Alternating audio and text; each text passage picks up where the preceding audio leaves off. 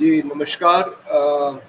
आज हम बात करेंगे जो गुजरात से लोग अमेरिका जाने की कोशिश करते हैं और क्या हश्र होता है उनका।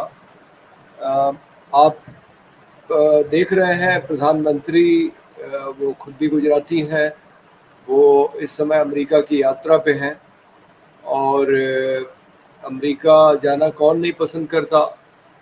जब वो गुजरात के मुख्यमंत्री थे तो भी जाने की कोशिश की उन्होंने, लेकिन उनकी जो भूमिका थी 2002 गुजरात की हिंसा में, उसकी वजह से 9 वर्षों तक उनको अमेरिका जाने का वीज़ा नहीं मिला। जब वो प्रधानमंत्री बने उसके बाद ही वो जा पाए और जब वो शायद प्रधानमंत्री नहीं रहेंगे तो उनके ऊपर फिर प्रतिबंध लग जाएगा।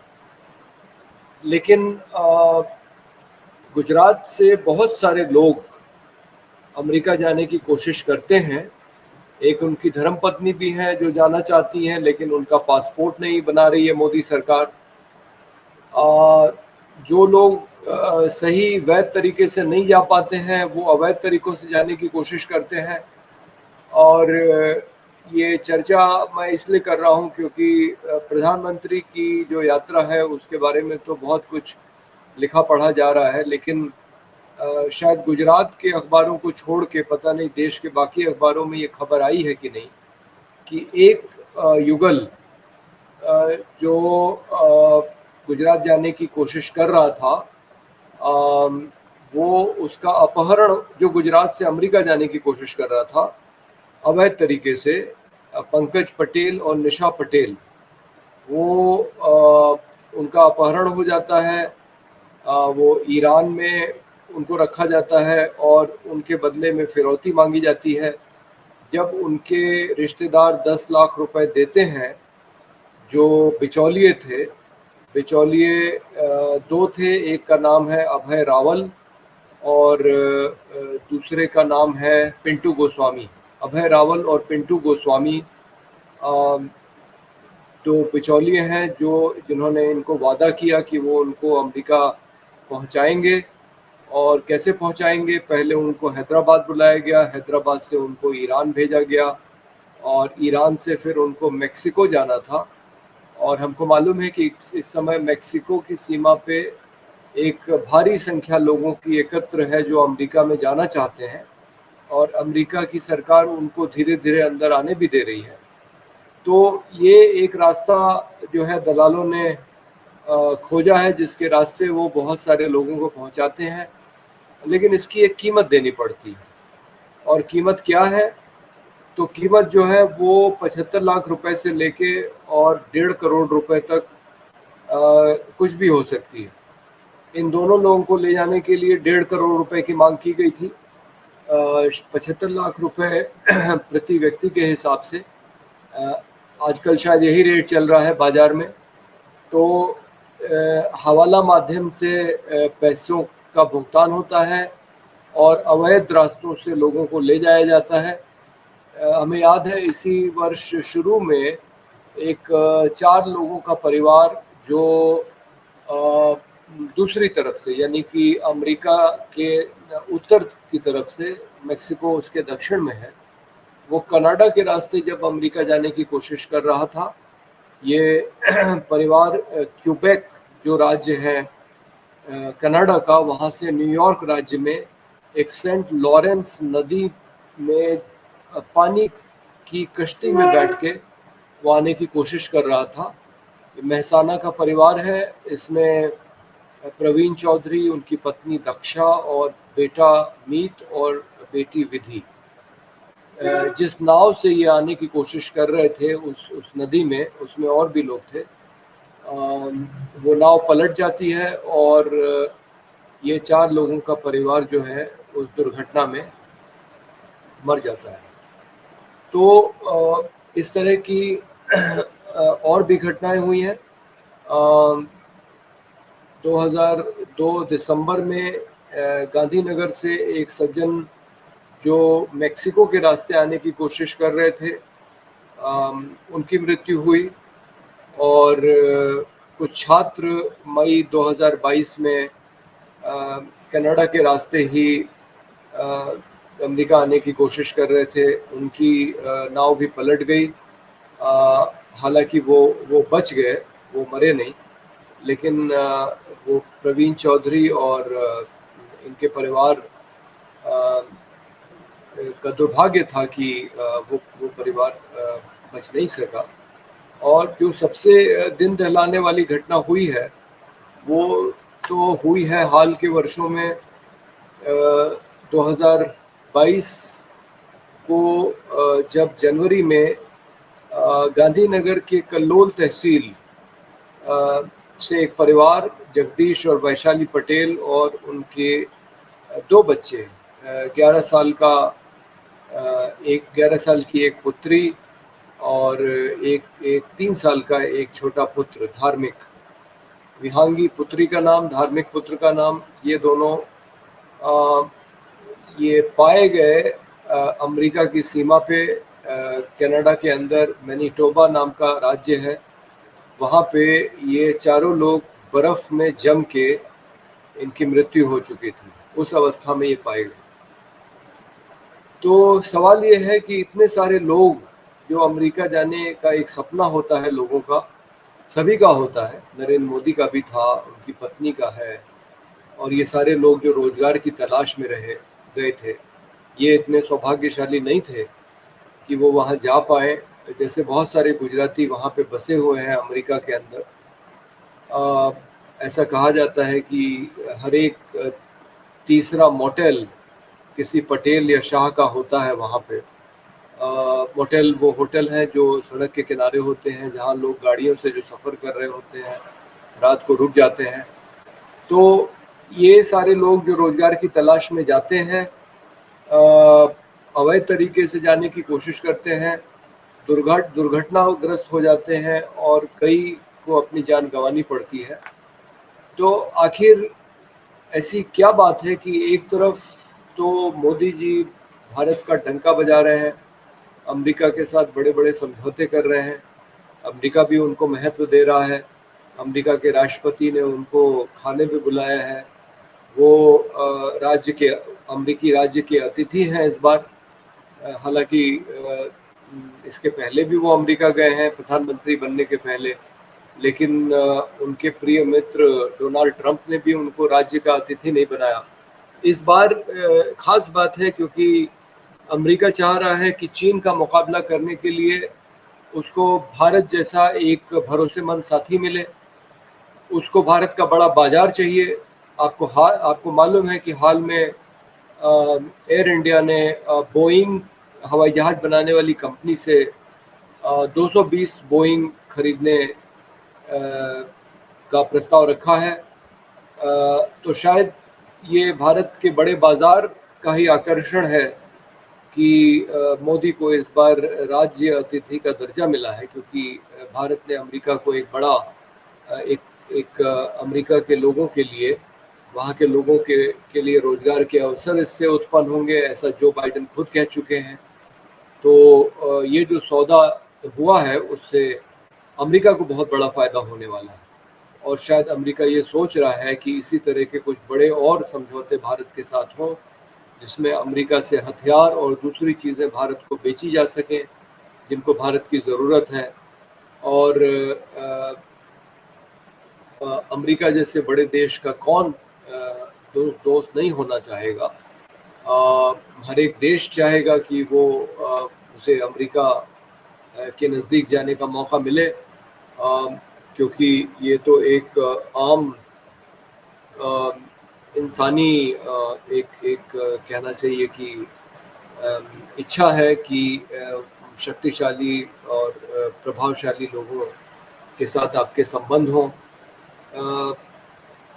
तो भारत अमेरिका के ये एक पक्ष जो है वो ये है, जिसमें बड़े स्तर पे नेता मिल रहे हैं, बहुत उसका प्रचार हो रहा है।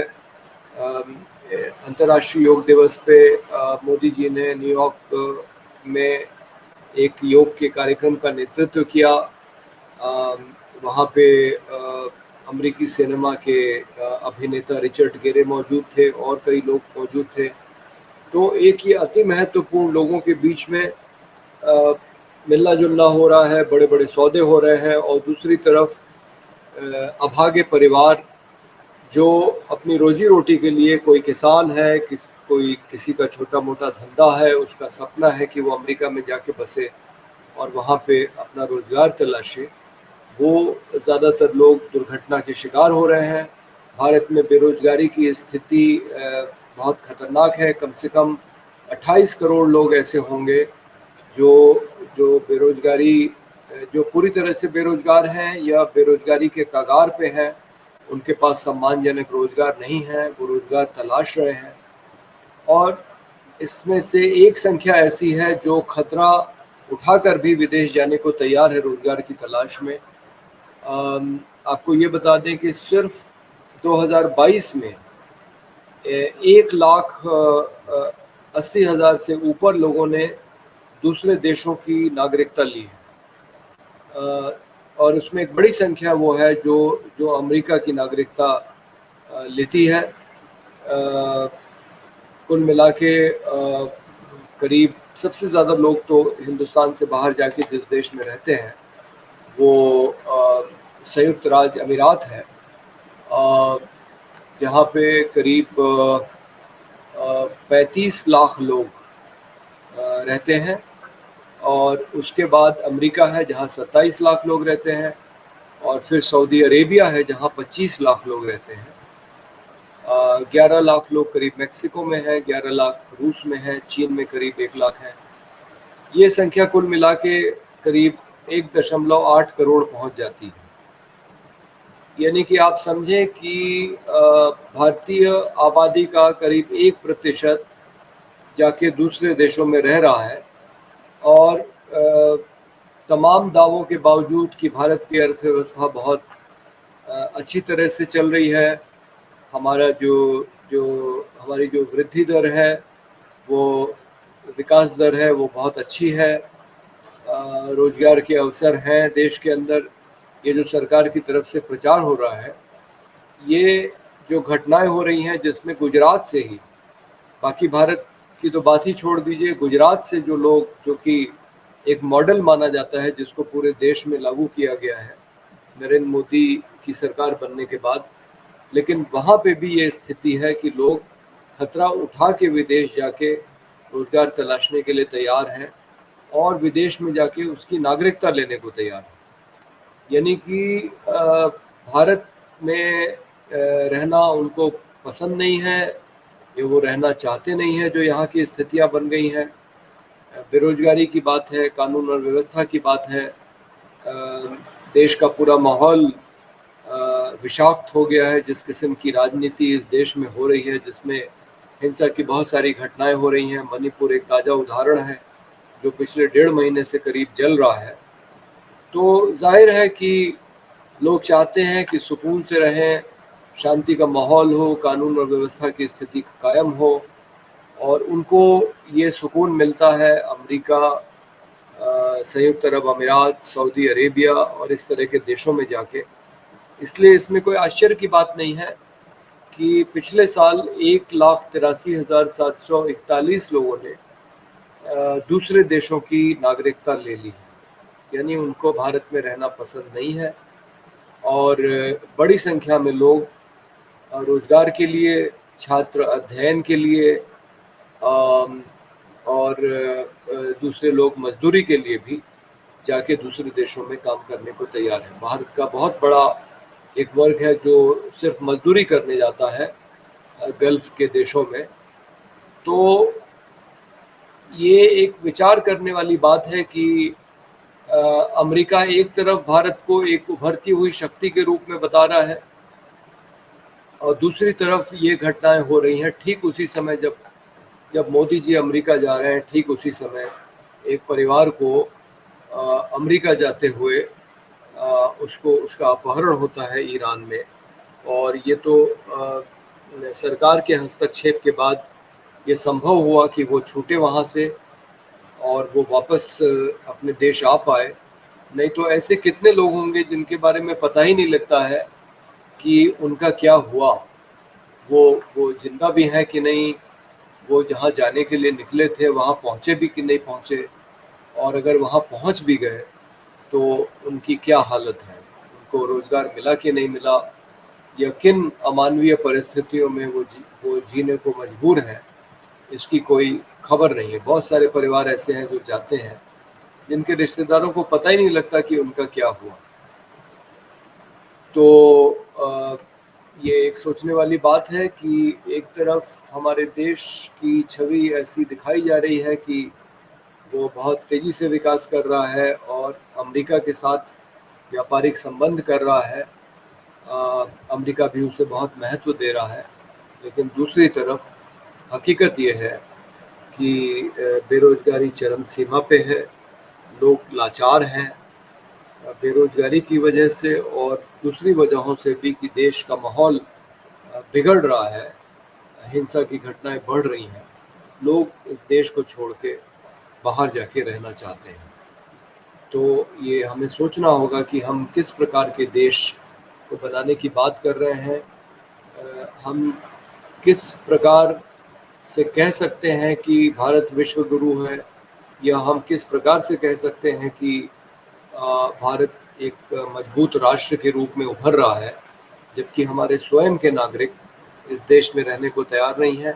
हमने ये भी देखा है कि बहुत पैसे वाले लोग कुछ तो इस देश का पैसा लेके भाग गए हैं, विजय मल्ल्या, नीरव मोदी जैसे लोग और कुछ ऐसे हैं जो जिनके रोज़गार यहाँ पे हैं, जिनके कारखाने यहाँ पे हैं, जिनके उद्योग धंधे यहाँ पे हैं, लेकिन वो इस देश में रह के काम करने के बजाय दूसरे देश में जाके अपने उद्योग का विस्तार कर रहे हैं।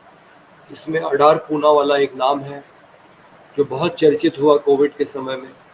लेकिन कोविड के समय में ही वो भारत सरकार की मदद लेके वो इंग्लैंड चले गए और उन्होंने ये घोषणा की कि अब वो अपने काम का विस्तार इंग्लैंड में करेंगे, भारत में नहीं करेंगे।